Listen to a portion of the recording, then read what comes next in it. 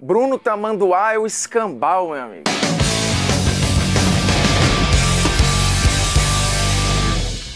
Fala, moçada, beleza? Polêmicas vazias na área e nada mais. Parece o hino do Real Madrid, né? Alá Madrid e nada mais. Seguinte, chupa todo mundo, porque não teve... Óbvio, eu sabia que não ia bater 120 mil visualizações. O diretor não tem a menor ideia do que ele tá falando e do quanto esse programa hoje é um fracasso. Então é óbvio que não ia dar 120 mil visualizações nem aqui, nem em canto nenhum. E aí, óbvio que eu apostei, cara, se der 120 mil em uma semana, porque a conta é de sexta a sexta, né? Pra você assistir nesse programa no futuro, não dá uma de João Sem Braço. Eu sabia que não ia bater 120 mil e falei, ó, eu mudo meu sobrenome pra Tamanduá. E tinha uma pegadinha aí também, porque o meu sobrenome não é Formiga, então eu até podia mudar o meu sobrenome pra Tamanduá, vocês não iam ficar nem sabendo, porque no meu RG não tem Formiga, mas é óbvio que eu ia botar durante um tempo aqui nos créditos Bruno Tamanduá, mas eu ganhei a aposta, então vocês vão ficar só na querência mesmo. Mas qual é o Polêmicas Vazias da vez aqui? Eu não sei nem como chamar isso daqui. É o nosso futuro craque. Quem é o melhor sub-21 da sua geração? Quem é o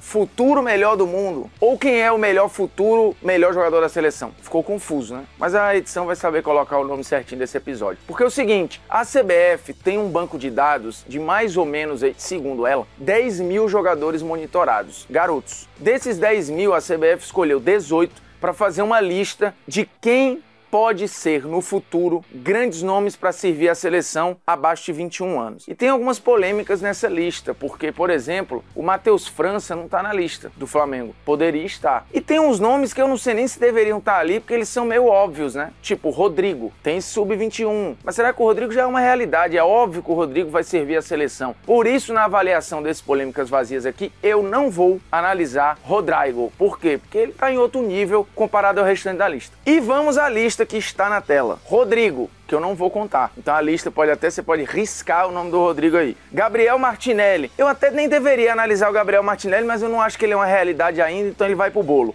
Yuri Alberto. Tem gente que nem sabe que o Yuri Alberto tem menos de 21 anos, né? Porque o bicho tem cara de que já tem uns 30. Caio Jorge, Reinier, Lázaro, Marcos Leonardo, Matheus Martins, Patrick, Vinícius Tobias, Andrei, Ângelo, Vitor Roque, Natan Ribeiro, Matheus Gonçalves, do Flamengo, mas não é o Matheus França, Hendrick, esse é óbvio que tá aqui, Pedrinho do Corinthians, e não é aquele, que nem tá mais no Corinthians, é outro Pedrinho, muito bom por sinal, e Luiz Guilherme, do Palmeiras.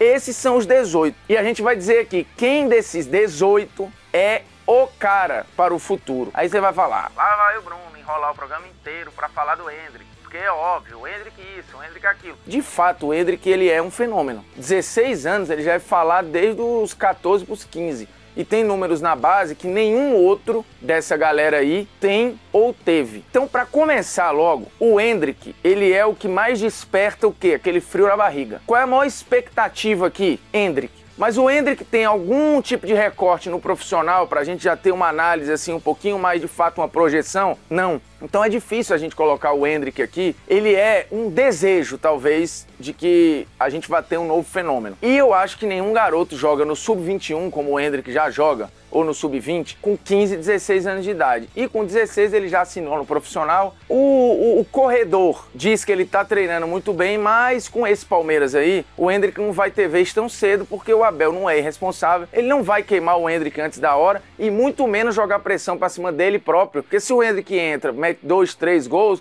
ele começa a ficar numa situação de que ele tem que barrar os caras de um ciclo super vencedor, altamente rodado. Então assim, é um problema pra todo mundo. É você expor o moleque mais cedo, é você expor os concorrentes / companheiros de função, e é talvez você queimar etapas. Então eu acho que o Palmeiras está fazendo tudo muito certinho com o Hendrick. Eu acho que o ano do Hendrick a gente vai começar a ver a coisa engrenar mais ou menos ali no Paulistão 2023. Porque aí, se o Abel continua daqui pra lá, ele não vai olhar pro Paulistão como um negócio, meu Deus, como eu quero isso aqui. Ainda mais se for tricampeão da Libertadores, todo respeito, o Paulistão pro Palmeiras vai ser pré-temporada. E aí, beleza, a gente pode começar a ver o Hendrick ali. E se o Campeonato Brasileiro, a pressão reta final de temporada, olhando ali para um eventual final de Libertadores, tiver um jogo aqui e acolá, mais ou menos, o Palmeiras com a gordura que tá na liderança, pode ser que você veja o Hendrick aqui um minuto ali, ou tacular no Brasileirão. Mas, no geral, a gente deve ver muito pouco dele. E o que ele tem de grande característica? Primeiro que é uma estrela da porra, né? O moleque, pelo amor de Deus, assim, nasceu pra lua. Uma força descomunal, assustadora. Poder de arrasto, canhoto.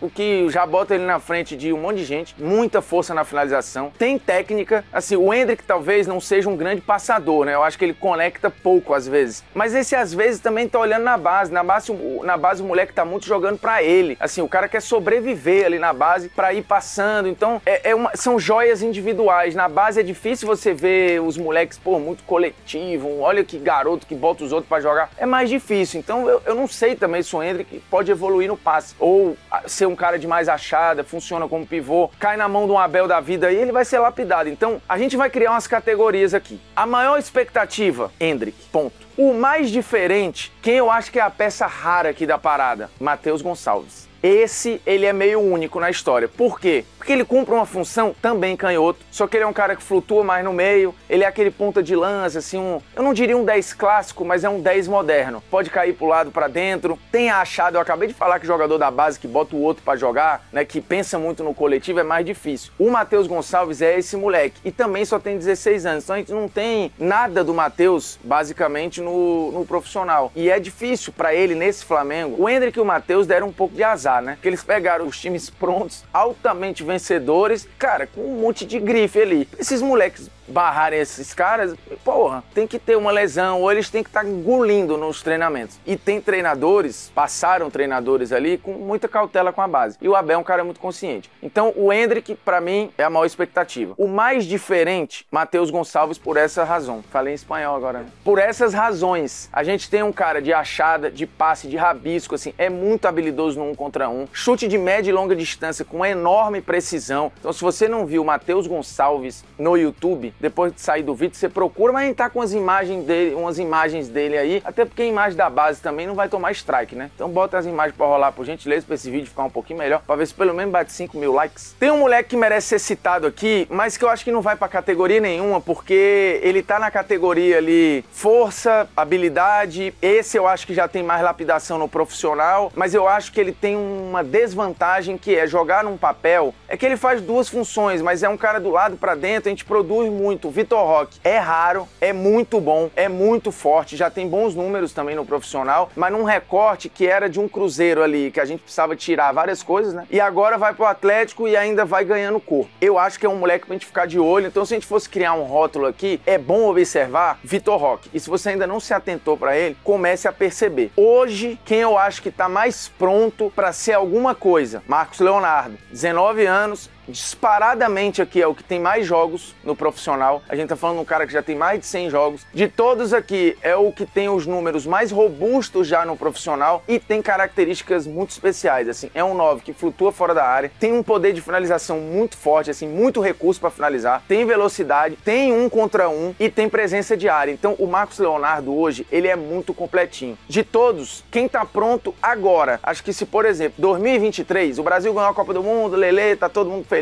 Vamos fazer uma renovação aqui e começar a testar a gente. Dessa galera aí, eu acho que quem tava pronto pra ir em janeiro de 23 pra seleção, da lista, tá? Porque você vai falar, e o fulano do meu time? E o cicrano que joga aqui? Eu estou analisando os 18 da lista que a CBF fez, do seu departamento de análise. Então, se quiser reclamar, departamento de análise @CBF. Eu não sei nem se é esse o e-mail, mas você depois procura aí, qualquer coisa, bote reclamacões@cbf.com.br. Eu não tenho nada a ver com a lista, eu só peguei ela pronto, tô analisando em cima. E ainda justifiquei aqui que tirei o Matheus França, por exemplo, e tem uns outros aí que poderia estar. O Danilo tá com quantos anos?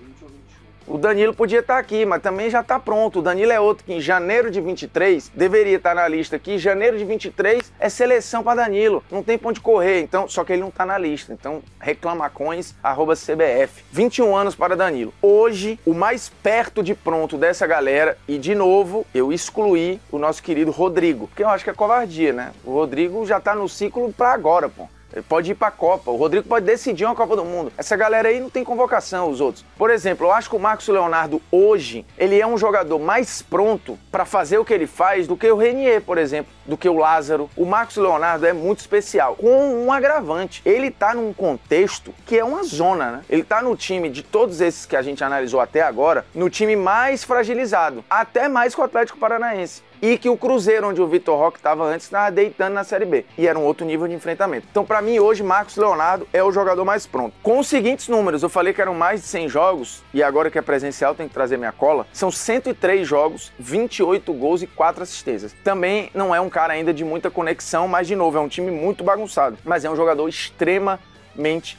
decisivo. Porém, tem um, se eu fosse para apostar agora, e aqui é um exercício mandinar, olhando para frente, quem é o cara dessa lista de 18 que para mim vai ter mais presença na seleção, mais constância, talvez até mais importância no ciclo que essa lista foi criada para servir. Essa lista foi criada num projeto lá, Geração 2030 da CBF, olhando para a Copa de 26 e de 30. E a Copa de 30 é os 100 anos da Copa do Mundo, é super especial e tal, então tem todo um projeto aí. Para esses ciclos, quem eu acho que vai estar mais pronto e quem eu responderia que é o cara para apostar as fichas agora? Andrei, do Vasco. 18 anos, tá no setor do campo mais difícil de todos esses caras, porque é primeiro volante ou segundo, pega na bola toda hora, não pode errar, é o cara que organiza a saída de bola, toca na bola o tempo inteiro, sempre tá com pressão ou dos atacantes ou dos meias do time adversário e tem uma maturidade que é inacreditável. Primeiro que ele tem habilidade para se livrar, tem rabisco, tem bola longa, tem bola curta, tem arrasto, basicamente não erra, tomada de decisão, leitura da função, posicionamento no campo, taticamente o Andrei é muito diferente. Inclusive, a gente hoje está falando aí de um setor altamente concorrido, né? Tem o André no Fluminense,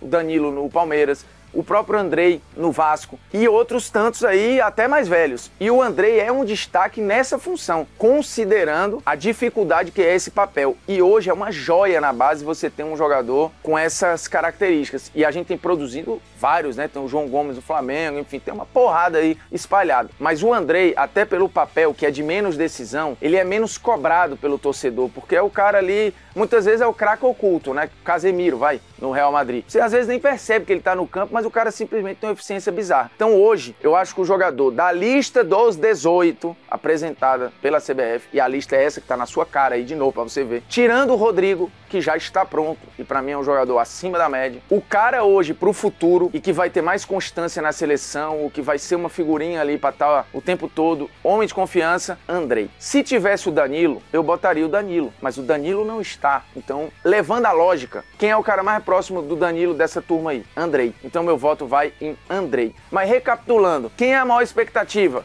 Nosso glorioso Endrick. Quem é o mais diferente, o mais raro? Matheus Gonçalves. Quem é o cara para você ficar de olho que talvez você não conheça? Vitor Roque. E quem é o cara pronto agora? Marcos Leonardo. E quem é que eu acho que vai ter mais constância daqui para frente pela função, menos cobrança? Andrei do Vasco. A lista é essa. Se gostou, ok. Se não gostou, morde as costas e um abraço. E aí pelo menos dá o like para ver se a gente bate a meta e volta com o desafio, beleza? Nós estamos juntos, um abraço. Eu não vou mais fazer a campanha de negócio de voltar para casa porque pegou mal com a chefia. Eu recebi esporro, inclusive. Então vocês, por favor, não façam mais hashtag de formiga volta para casa, polêmicas no quartinho, porque deu ruim. Então eu posso voltar para casa sem emprego.